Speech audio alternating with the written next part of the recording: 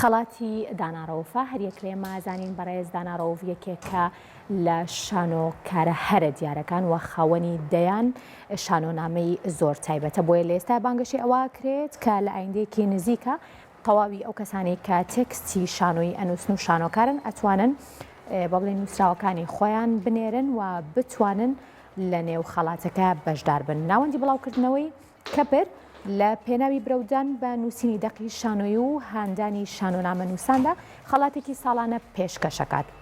داناڕەوف نووسەر و شانۆکاری ناسراوی کورد سەرپەرشتی خەڵاتەکە کات و ناوەندی کەپر خەڵاتەکەی ناوناوە خەڵاتی داناڕەوف بۆ شانۆنامەی کوردی.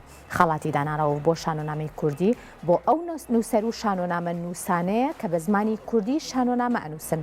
تەمەن و شوێنی شێجێبوون گرنگ نییە، هەموو کەسێک ئەتوانێت بەشداری بکات.